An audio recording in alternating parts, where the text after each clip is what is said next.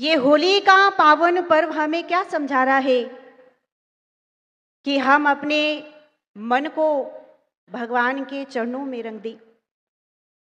रंग हम लगाते तो हैं, गुलाल लगाते हैं, पर वो रंग छूट जाता है।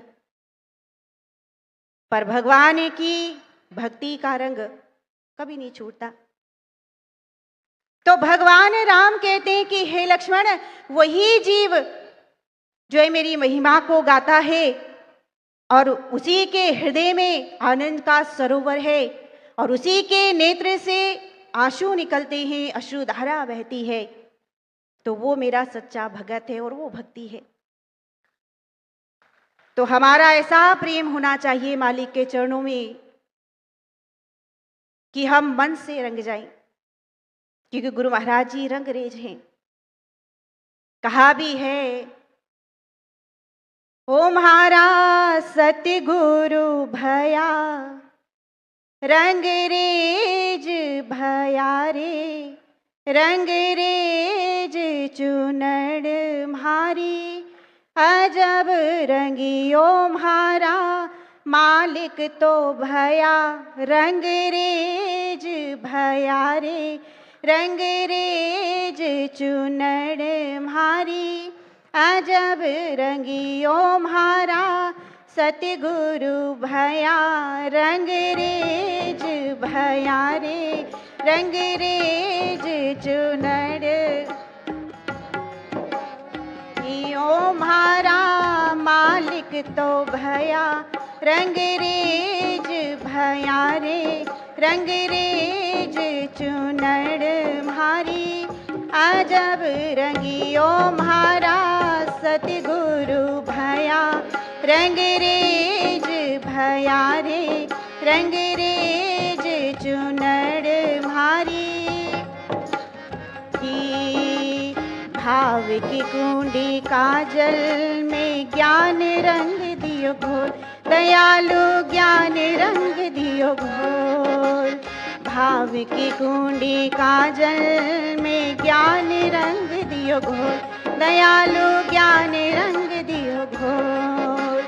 धोए से उतरे नहीं रे, धोए से उतरे नहीं रे, दिन दिन हो तिस रंग चुनड़ म्हारी अजब रंगी रे भई रे, दिन दिन हो तिस रंग चुनड़ म्हारी अजब रंगियो म्हारा सतगुरु भया, रंग रेज भया रे, रंग रेज चुनड़ म्हारी अजब रंगियो म्हारा मालिक तो भया, रंग रेज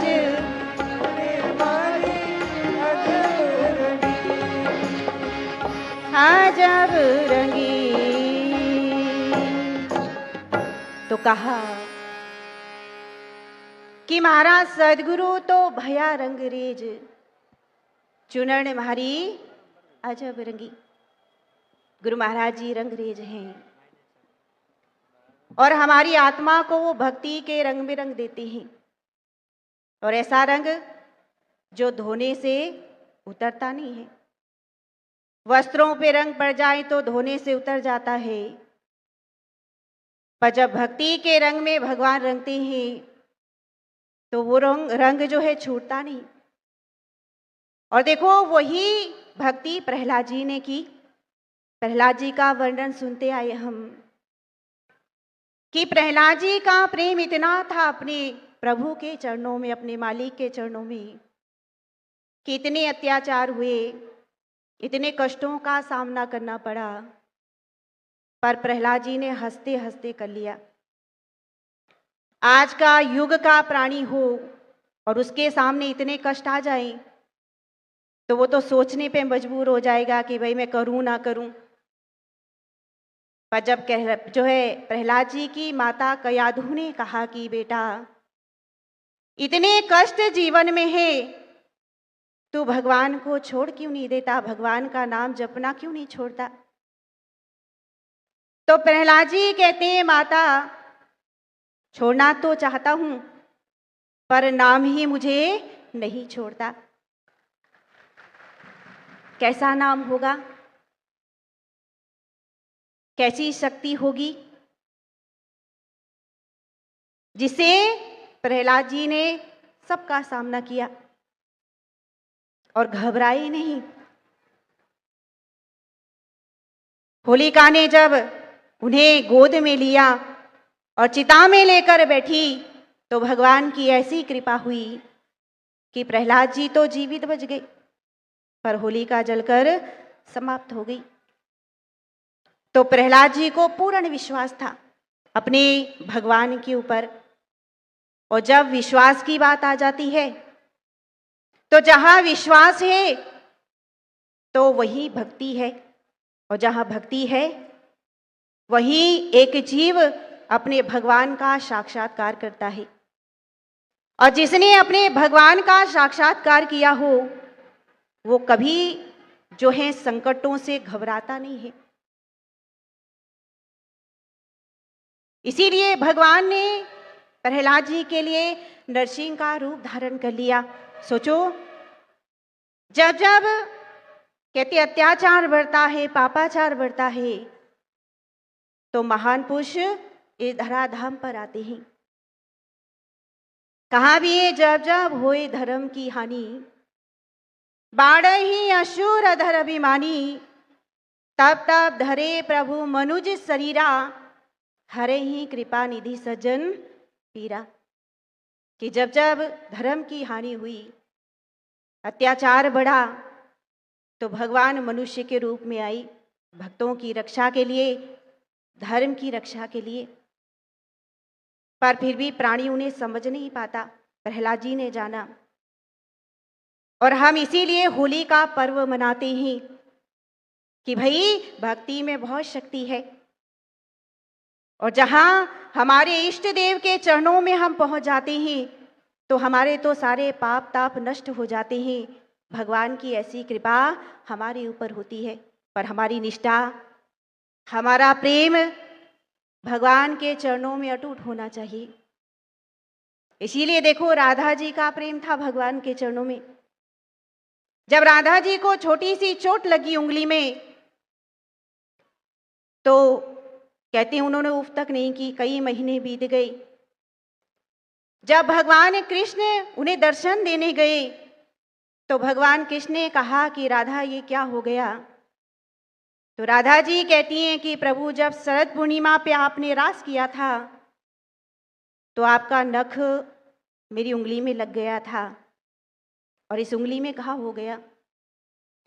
भगवान कहते हैं वो 4 महीने पहले की बात, और 4 महीने बाद तुम्हारा घाव वैसा का वैसा ही है। ऐसा क्यों, ये भरा क्यों नहीं। तो राधा जी कहती हैं कि इस पे परत तो आती है, पर जब जब इस पर परत आती है तो मैं इसे निकाल देती हूं। भगवान ने कहा ऐसा क्यों करती हो। तो राधा जी ने कहा कि प्रभु, ये घाव जब जब मैं देखती हूं तो मुझे आपकी याद आती है।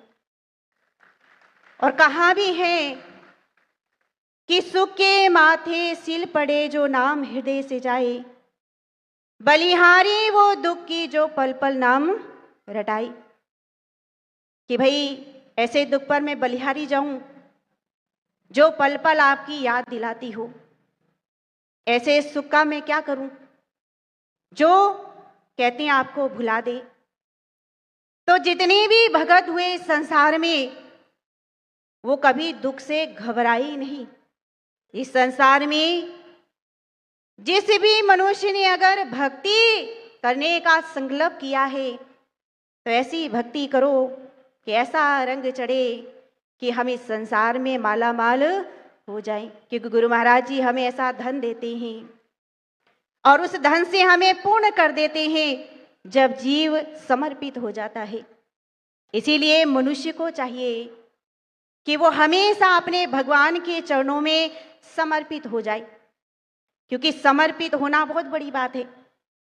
इंसान के पास कोई कमी नहीं है, सब है। धन है, वैभव है, ऐश्वर्य है, सुख भी है, सब कुछ है मनुष्य के पास, केवल जो है भक्ति का धन किसी किसी नसीब वालों को प्राप्त होता है। और गुरु महाराज जी तो देखो एक ज्ञान का बगीचा लगाते हैं और हम जैसे जीव वहां पर खींचे चले आते हैं। तो हम सब के सौभाग्य हैं, हम सब भाग्यवान हैं कि हमें अपने मालिक ने चरणों से लगाया। इंसान जगह जगह भटकता है भगवान के लिए, पर कहा कि भगवान उसे ही बुलाते हैं जो उनका बन जाता है। इस संसार में भगवान का बनना बहुत कठिन है। संसार का तो सभी बन बैठे है ना, सब बने हैं, संसार के दीवाने सब हैं। कभी कभी भगवान के चरणों के रसिया भी बन जाया करो। कभी कभी मन में ये संकल्प भी कर लो कि भाई हमें अपने इष्ट देव के दर्शन करने हैं। और किस प्रकार से दर्शन करने हैं? इन दो नेत्रों से नहीं, ज्ञान की दृष्टि से। जो हमें ज्ञान से सींचा है आज गुरु महाराज जी ने, उस ज्ञान की दृष्टि से जब हम उनके दर्शन करते हैं तो हमारी जो ये आत्मा है ये निहाल हो जाती है। और यही सच्ची भक्ति है। इसीलिए कहा सच्ची भक्ति में ऐसा चमत्कार देखा, फाड़ा खंबा तो नरसिंह अवतार देखा। तो भक्ति में वो शक्ति है कि जब प्रहलाद जी जो है भगवान को नरसिंह रूप में प्रकट कर सकते हैं, तो कलिकाल में तो हमारे बीच में स्वयं नारायण आए हुए हैं। बस देखने का नजरिया होना चाहिए, हमारे नजरिए बदल जाएंगे तो नज़ारे अपने आप देखने को मिलेंगे।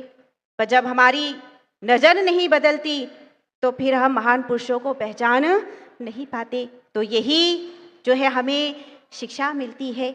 महान पुरुष हमें यही कहते हैं कि हे प्राणी, अगर संसार में आया है, चोला पाया है, तो कम से कम जो है मेरी पहचान करके ही इस संसार से जाना, ताकि ये शरीर सार्थक हो जाए और आत्मा धन्य हो जाए।